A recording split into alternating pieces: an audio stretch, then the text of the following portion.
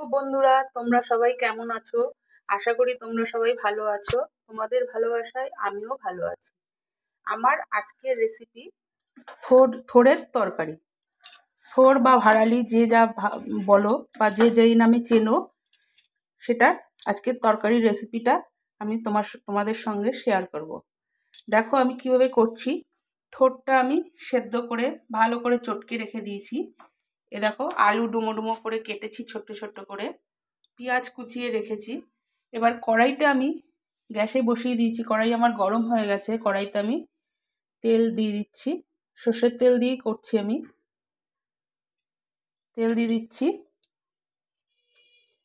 এবার দেখো আমি কিভাবে করি। তেলটা আমার দেখো তেলটা গরম হয়ে এসছে। এবার তেলের মধ্যে আমি দেব কালো সর্ষে ফোড়ন।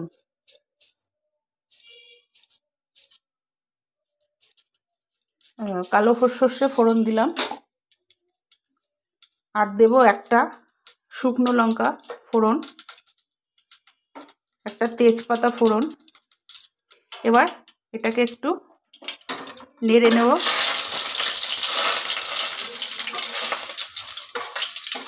লঙ্কাটাকে একটু ভেজে নেব নাড়াচাড়া করে। এবার আমি দিয়ে দেব ওর মধ্যে পেঁয়াজ কুচি।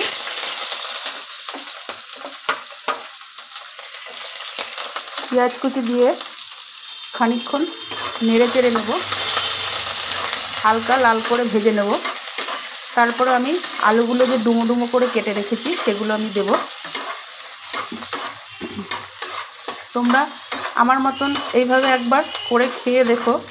খেয়ে যদি ভালো লাগে তাহলে আমাকে কমেন্ট করে জানাবে। দেখো আশা করি তোমাদের এইভাবে করে খেলে থোড়ের তরকারিটা খেতে ভালো লাগবে। এ দেখো এবার আমি ডুমো ডুমো করে রাখা আলুগুলো আমি দিয়ে দিলাম। এর আগের দিন তোমাদের সাথে থোড় ভাজা রেসিপি শেয়ার করেছি। আজকে আমি থোড়ের তরকারি রেসিপি শেয়ার করছি। এবার আলু পেঁয়াজ একসঙ্গে সব ভালো করে লাল লাল করে ভেজে নেব। ফিরে আসছি পরবর্তী রান্না। দেখো বন্ধুরা, খানিকটা ভেজে নিয়েছি আমি আলু আর পেঁয়াজটা। এবার আমি এর মধ্যে দিয়ে দিচ্ছি নুন, দিয়ে দিচ্ছি হলুদ,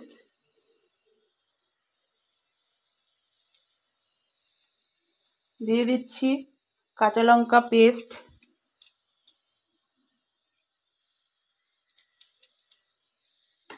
এইবার আবার ভালো করে একটুখানি নেড়ে নিচ্ছি। মশলাগুলো দিয়ে ভালো করে আলুটাকে আবার একটু কষিয়ে নিচ্ছি। সামান্য একটু গ্যাসটাকে বাড়িয়ে দিলাম। এবার আবার ভালো করে একটু কষিয়ে নিয়ে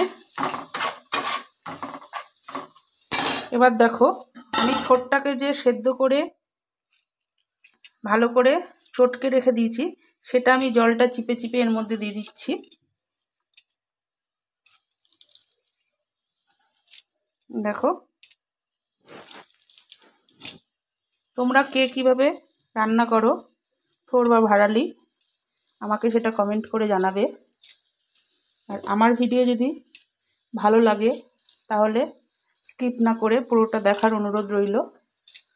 নতুন বন্ধুরা চ্যানেলটিকে বেশি বেশি করে সাবস্ক্রাইব করো, পাশে থাকা বেল আইকনটি প্রেস করে দাও, তাহলে রোজকারের নিত্য নতুন রান্নার ভিডিও তোমাদের কাছে সবার আগে পৌঁছে যাবে। আর পুরনো বন্ধুরা আমার পাশে থাকার জন্য অনেক অনেক ধন্যবাদ। এইভাবে আমাকে সবাই সাপোর্ট করো, আমার পাশে থাকো, আমাকে এগিয়ে যাওয়ার সুযোগ করে দাও সবাই। সামনের দিকে যাতে আমি এগিয়ে যেতে পারি সেই সুযোগটা তোমরা সবাই করে দাও। এইবার দেখো থোড়টাকে আমি এর সঙ্গে ভালো করে আলুর সঙ্গে ভালো করে আমি কষাবো। আচ্ছা এর মধ্যে আমি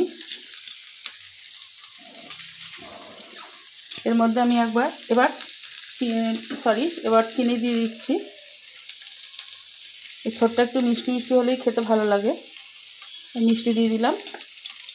এবার আমি ভালো করে নাড়াচাড়া করে অল্প করে জল দিয়ে দেবো।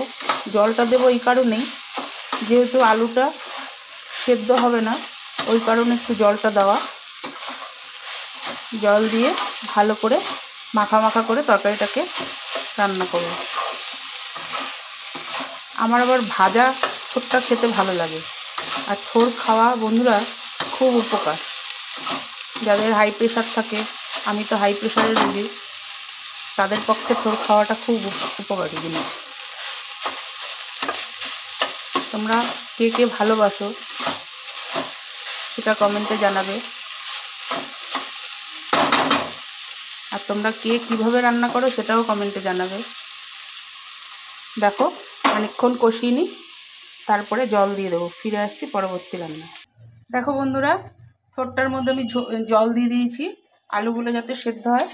থোরটা সেদ্ধ করেছি, তার একটুখানি মাখা মাখা হওয়ার জন্যে আলুগুলোর সঙ্গে একদম মাখা মাখা করে রান্না করব বলে একটু জলটা দিলাম।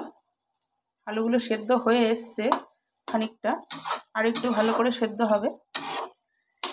দেখো এবার জলটা শুকিয়ে গেলে ভালো করে নাড়াচাড়া করে আমি একটু গরম মশলা দেব, দিয়ে গ্যাসটাকে অফ করে দেবো। আজ এই পর্যন্ত। কাল আবার নতুন কোনো ভিডিওর সাথে দেখা হবে। তোমরা সবাই সুস্থ থেকো, ভালো থেকো, সাবধানে থেকো। টাটা।